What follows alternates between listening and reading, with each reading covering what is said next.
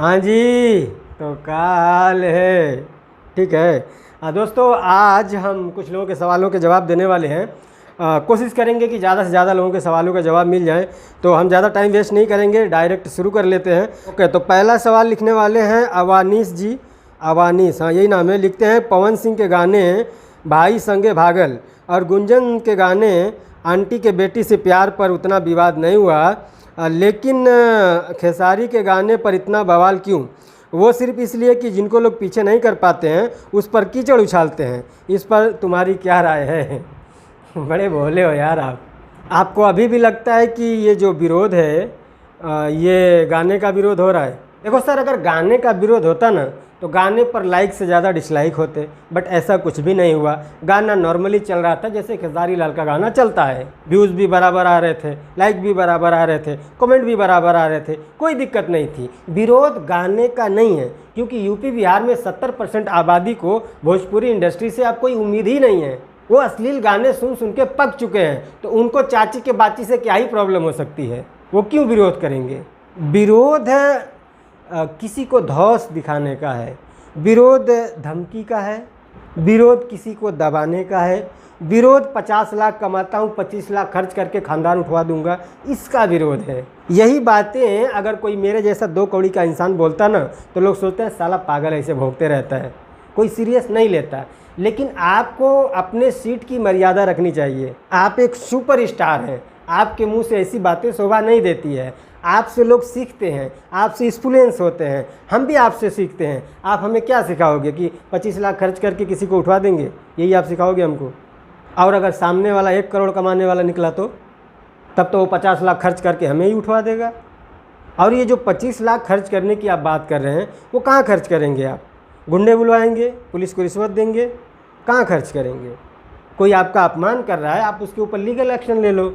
तो विरोध इस चीज़ का है भाई साहब। और जो आपने लिखा है ना कि सब लोग उनके पीछे पड़ गए हैं, सब नहीं, ये गलत बात है। ऐसा सब मत बोला करो, ठीक है? ओके, अगला जो सवाल है ये लिखने वाले हैं कौशल कुमार जी। आप अपने यूट्यूब की पहली कमाई से क्या खरीदे थे? ओके ब्रदर, तो देखिए, मैं अपने यूट्यूब की पहली कमाई से कुछ भी नहीं खरीद पाया था, क्योंकि वो जो पैसे थे, बोलना नहीं चाहिए बट आप पूछ रहे हैं तो बोलना पड़ेगा, मैंने दान कर दिया था। ओके, अगला जो सवाल है, एक ही सवाल 2 लोग पूछते हैं, सुनील प्रजापति और सिंटू बिहारी यादव। दोनों लोगों का एक ही सवाल है कि यूट्यूब पर वीडियो कब से बनाने का मन किया और क्यों? तो ब्रदर देखिए, ऐसा है कि गरीबी सर पे नाच रही थी और मरता क्या ना करता, मैंने शुरू कर दिया। ओके, अगला जो सवाल है ये लिखने वाले हैं प्रभाकर बिहारी। ये लिखते हैं, सर आप मैथिली सॉन्ग पर रोस्ट क्यों नहीं करते हैं? ज़रूर रिप्लाई देना, love you. Love you too brother. तो देखिए, ऐसा है कि मैथिली जो है ना, मैंने बहुत बार ट्राई किया भाई, बट क्या करूँ, मुझे समझ में नहीं आती है, तो फिर मैं बीच में छोड़ देता हूँ। ओके, अगला जो सवाल है ये लिखने वाले हैं एमडी राजा। लिखते हैं, भाई आपको मैसेंजर पर मैसेज किया था, बहुत उसका जवाब नहीं दिए हैं, मुझे बहुत दुख हुआ। तो सबसे पहले आपको दुख होने के लिए आई एम रियली सॉरी। मैं आपको बता दूं कि अगर आप मुझे फेसबुक पर मैसेज करेंगे तो मैसेज मुझ तक नहीं पहुंचता है, ठीक है? क्योंकि मैं मैसेंजर यूज़ नहीं करता हूं। आपको मैसेज करना है तो आप मेरे इंस्टाग्राम पे मैसेज कर सकते हैं, बट आप हेलो हाय ना करें, क्योंकि आप हेलो हाय करेंगे तो वो मैसेज ऑटोमेटिक नीचे चला जाता है और फिर मैं उसे देख नहीं पाता हूँ। जो इम्पोर्टेंट मैसेज होते हैं, जिसमें कोई बात होती है इम्पोर्टेंट, वो मैसेज कुछ टाइम तक फ्लैश होते हैं मेरे स्क्रीन पर, तो उसे मैं देख पाता हूँ, ठीक है? तो कोशिश करें आपकी हेलो हाय ना लिखें, जो इम्पोर्टेंट मैसेज है वही आप लिखेंगे, तो वो कुछ देर तक मेरे स्क्रीन पर फ्लैश करता है तो मैं देख लेता हूँ। बाकी हेलो हाय वो ऑटोमेटिक नीचे चला जाता है, मैं नहीं देख पाता हूँ। ओके, अगला जो सवाल है ये लिखने वाले हैं राहुल कुमार। लिखते हैं, भोजपुरी गाना कैसे ट्रेंडिंग में लाया जाए? तो ब्रदर, इसके लिए मैं 7 महीने से मेहनत कर रहा हूँ, ठीक है? यूट्यूब से मैं हमेशा संपर्क में हूँ, हमेशा मैं उन्हें चैट करते रहता हूँ और मैंने उनको भरोसा दिला दिया है कि भोजपुरी में सभी गाने अश्लील नहीं होते हैं, और वो लोग मान भी लिए हैं। अभी आप देखेंगे तो पहले के मुकाबले अभी ज़्यादा गाने म्यूजिक सेक्शन में ट्रेंडिंग पर जा रहे हैं। मैंने एक्सप्लोर में भी लाने के लिए उनसे बात किया हूँ और बहुत जल्द आपको भोजपुरी गाने एक्सप्लोर में भी देखने को मिलेगा। ओके, अगला सवाल लिखने वाले हैं दिनेश पासवान जी। लिखते हैं, भाई क्या कारण है कि सारे लोग खेसारी के ही पीछे पड़े? ये सारे का क्या मतलब होता है यार? आप सारे बोलोगे तो खेसारी लाल की भी एक टीम है ना, उनके टीम में भी तो लोग हैं ना, म्यूजिशियन है, टेक्नीशियन है, उनके साथ को आर्टिस्ट हैं, वो हैं जो लोग उनके साथ फिल्मों में काम करते हैं, वो लोग भी तो सारे में आ जाएंगे। क्या सभी उनके खिलाफ ही हैं? ये सारे शब्द मत यूज़ किया करो यार। आप जिस माहौल में रहते हो ना भैया, आपको लगता है कि यही बातें सब जगह हो रही हैं, ऐसा नहीं होता है, ठीक है ना। आप देखिए, किसी भी सोशल मीडिया पर आप जाएंगे ना, जो चीज़ें आप ज़्यादा देखते हैं सोशल मीडिया आपको वही चीज़ें बार बार दिखाता है, तो आपको लगता है कि बस दुनिया में यही हो रहा है। ऐसा नहीं होता है भाई साहब। जो लोग उनके खिलाफ में बोल रहे हैं, जो उनके सपोर्ट में बोल रहे हैं, या फिर जो लोग इक्वल होकर के बोल रहे हैं, सबको आप फॉलो कीजिए ना, तब आपको एक मिला जुला रिव्यू मिलेगा, ठीक है ना। ये ऐसे सबको मत बोला कीजिए, बहुत बुरी बात है ये। ओके, अगला जो सवाल है ये लिखने वाले हैं आनंद बाबा ऑफिशियल। ये लिखते हैं, आप सबको हंसाते हैं भैया, भगवान करे आप भी हंसते रहें। आई लव यू भैया। आप आगे क्या करना चाहते हैं भैया? कुछ अपना सपना है? तो सबसे पहले तो मेरे लिए प्रार्थना करने के लिए बहुत बहुत शुक्रिया आपका, लव यू बोलने के, आई लव यू टू। और मेरा सपने की बात करें तो भैया बहुत बड़ा सपना है, बहुत लंबी उड़ान बाकी है अभी, ठीक है, बहुत जल्दी सामने आएगा। ओके, अगला जो सवाल है ये लिखने वाले हैं जे सीरीज़ म्यूजिक। लिखते हैं, झंड जी मैं आपका बहुत बड़ा फ़ैन हूँ। Thank you brother. जब आपके चैनल के 1000 सब्सक्राइबर थे तब से आपकी सारी वीडियो देखता हूँ। सवाल, भोजपुरी इंडस्ट्री में इतना विवाद क्यों हो रहा है सर? आपका दिल से thank you brother. Okay, thank you brother. तो देखिए ऐसा है, विवाद जब तक भोजपुरी इंडस्ट्री में पक्षपात और जातिवाद रहेगा तब तक ये विवाद होते रहेंगे। जब तक पक्षपात और जातिवाद ख़त्म नहीं होगा तब तक विवाद ख़त्म नहीं होंगे, ठीक है। तो सबसे पहले आप पक्षपात और जातिवाद ख़त्म करने की कोशिश करो, विवाद अपने आप ख़त्म हो जाएंगे। ओके, अगला जो सवाल है ये लिखने वाले हैं साकिर एस आर लग। ये लिखते हैं, फालतू यूट्यून क्यों माही होते बंद, क्यों नहीं हिया इन पर केस? ओके, तो ब्रदर मैं आपका सवाल समझ गया हूँ। लिखना चाहते हैं फालतू यूट्यूबर बैन क्यों नहीं किया जाता है और उन पर केस क्यों नहीं होता है। ओके ब्रदर, तो देखिए ऐसा है ना कि फालतू यूट्यूबर आप किसे कह रहे हैं पता नहीं, अगर मुझे कह रहे हैं तो बहुत बहुत शुक्रिया। लेकिन अगर देखिए जिसे आप फालतू समझ रहे हैं उनके चैनल पर क्या कंटेंट है, पहले तो ये मैटर करता है। अगर उस कंटेंट से किसी को कोई प्रॉब्लम नहीं है तो वो यूट्यूब और उस फालतू यूट्यूबर के बीच की बात है, ठीक है ना। यूट्यूबर उसके चैनल को बंद करेगा या नहीं करेगा, या फिर उसके कंटेंट को हटाएगा या नहीं हटाएगा, वो यूट्यूब के हाथ में है। बट अगर उसके कंटेंट से किसी को कोई प्रॉब्लम हो रही है तो फिर उस बंदे के ऊपर है कि वो उसके ऊपर केस करेगा, लीगल एक्शन लेगा या नहीं लेगा या क्या करेगा, ठीक है ना। तो यूट्यूब जो है ना वो एक पब्लिक प्लेटफॉर्म है, यहाँ पर कोई भी अपना एक चैनल बना करके वीडियोस बना सकता है। हम और आप डिसाइड नहीं कर सकते हैं कि फालतू यूट्यूबर कौन है या फिर अच्छा यूट्यूबर कौन है, ठीक है ना। हो सकता है उसके जो फॉलोअर होंगे उसके हिसाब से वो अच्छा होगा और जो हमारे फॉलोअर हैं हम उनके हिसाब से हम अच्छा लगते हैं, तो किसी को आप फालतू ऐसे नहीं बोल सकते हैं, ठीक है। ओके, अगला जो सवाल है ये लिखने वाले हैं या लिखने वाली हैं पता नहीं, फीमेल की फ़ोटो लगी है, नाम है अश्वनी सिंधे 807। ये लिखते हैं, झंड जी आपकी मंथली इनकम कितनी है, प्लीज़ पिक माय क्वेश्चन।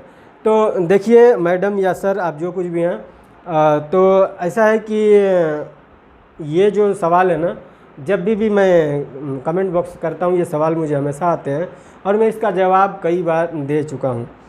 देखिए यूट्यूब में आपकी जो इनकम है वो फिक्स नहीं होती है। कभी वीडियो ज़्यादा बन गया, व्यूज़ अच्छे आ गए, ऐड ज़्यादा चल गया तो पैसे अच्छे खासे मिल जाते हैं, और कभी कभी व्यूज़ अच्छे आ जाते हैं बट ऐड नहीं चल पाते ज़्यादा, या फिर ऐड पर ज़्यादा रेट नहीं मिल पाते तो उस हिसाब से भी इनकम कम हो जाती है, या फिर कभी कभी वीडियो नहीं चलता है तो उस हिसाब से भी इनकम कम हो जाती है।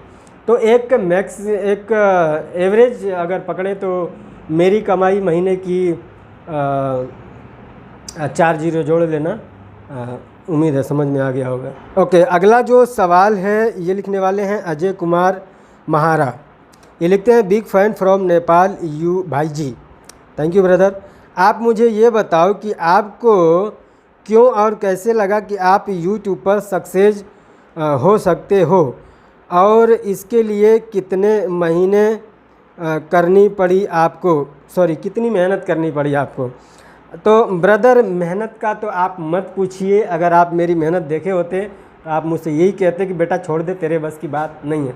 मैं आपको बता दूं कि मैं कुवैत में था, एक रूम था, एक रूम के अंदर पता है कंपनी जब आपको एक रूम देती है तो उस रूम के अंदर बहुत सारे एम्प्लॉय रहते हैं, बहुत सारे कर्मचारी रहते हैं, आप अकेले नहीं रहते हैं, तो सबके बीच में रहना पड़ता है। वहाँ पर वीडियो बनाना बहुत ही मुश्किल होता है।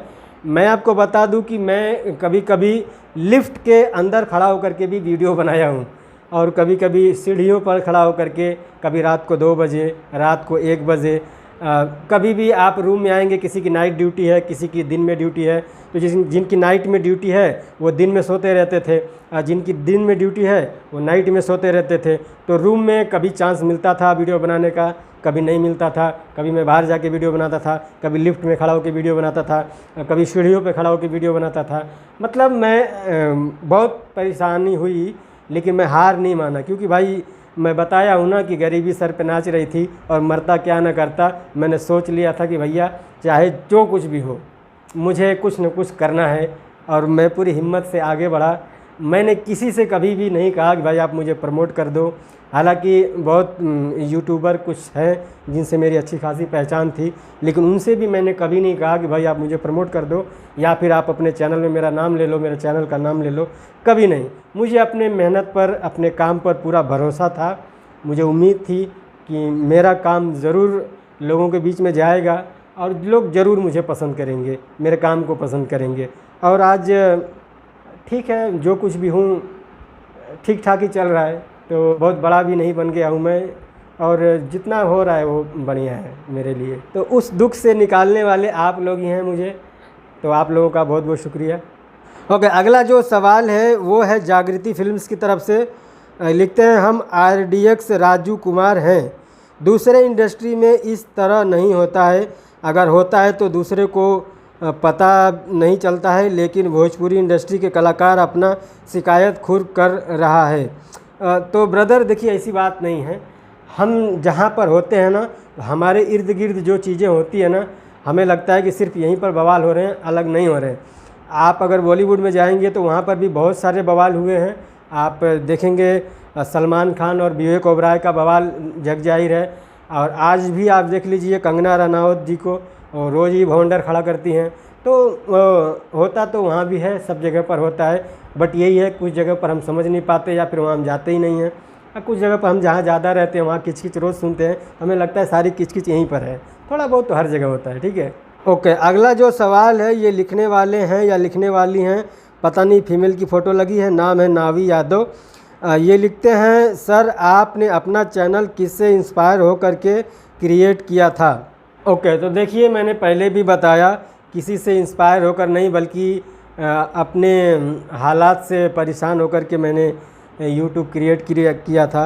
और अगर बात करें कि मैं किसे ज़्यादा फॉलो करता हूँ किसी यूट्यूबर को, तो मैं आपको बता दूं कि मैं पहले भी बता चुका हूं, आदिल पारी उनका चैनल है, हद BC, उन्हें मैं ज़्यादा फॉलो करता हूं। ओके, अगला जो सवाल है ये लिखने वाले हैं रोशन टाइगर ऑफिशियल RTO। ये लिखते हैं भोजपुरी में चाहे वो कितना बड़ा भी विवाद क्यों ना हो, लेकिन आप हर मसले को एकदम आसानी से हल कर देते हैं। आपको किसी से डर नहीं लगता, क्योंकि अखिलेश कश्यप जैसे आदमी को सिर्फ अपनी तारीफ़ सुनना पसंद है।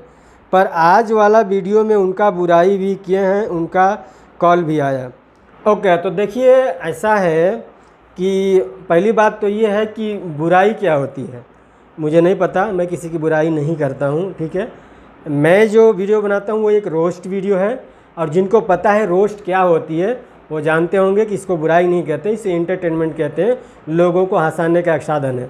बुराई वो होती है जब किसी की फैमिली पर आप कमेंट करते हैं, या फिर किसी की चुगलखोरी करते हैं, या फिर उसकी पर्सनल लाइफ में इंटरफेयर करते हैं या फिर उसके काम में उंगली करते हैं, तो इसे आप बुराई में ले सकते हैं। बट ना मैं किसी के काम में उंगली करता हूँ, ना ही मैं किसी के पर्सनल लाइफ पर कभी कोई कमेंट करता हूँ, ना ही मैं किसी के परिवार पर कोई कमेंट करता हूँ, ना ही मैं किसी की प्राइवेसी लीक करता हूँ, कभी भी कुछ भी नहीं। जो कुछ उनके वीडियोज़ या उनके गाने जो पब्लिक डोमेन में होते हैं, वहीं से मैं एक गाना उठाता हूँ, एक वीडियो उठाता हूँ और मैं कोशिश करता हूँ कि इस पर मैं कुछ ऐसा बोलूँ ताकि लोगों को हंसी आ जाए। मैं किसी की बुराई नहीं करता हूँ, यह आज आप समझ लीजिए। जितने लोग भी सुन रहे हैं आज समझ लीजिए, मैं किसी की भी कोई बुराई नहीं करता हूँ। ओके, अगला जो सवाल है ये लिखने वाले हैं गोविंद स्टेफन, हाँ यही नाम है, स्टेफन। सॉरी अगर प्रोनाउंसिएशन में कोई गलती हो जाए तो माफ़ करना। ये लिखते हैं भोजपुरी में इतनी कंट्रोवर्सी हो रही है गाना को लेकर, फिर बिहार सरकार सेंसर क्यों नहीं लगा रही है? From Nepal lost of love भैया जी। Thank you brother. देखिए आपको लगता है कि भोजपुरी में सेंसर लगा देने के बाद ये सब कुछ बंद हो जाएगा? बहुत सारी इंडस्ट्री में सेंसर है, वहाँ पर भी विवाद होते हैं। हाँ, एक चीज़ पर थोड़ी पाबंदी लगाई जा सकती है कि अश्लील गानों पर थोड़ा रोक लगाया जा सकता है, बट विवाद जो होते हैं ना वो कानूनी मसला है, सेंसर का मसला नहीं है। और दूसरी बात यह है कि भोजपुरी में इतने गाने आते हैं ना एक दिन में, क्या आप सभी गानों को सेंसर कर पाएंगे? तो ये भी एक सवाल है। ठीक है, ओके। अगला जो सवाल है ये लिखने वाले हैं आकाश कुमार जी। लिखते हैं झंड जी बॉलीवुड वाले पर भी कुछ बनाएं, मज़ा आएगा। आपको देखकर और सुनकर एनर्जी मिलती है। Love you too brother. तो देखिए क्या होता है ना, हर एक आदमी का अपना एक काम होता है, अपनी एक लैंग्वेज होती है, अपना एक भाषा होता है।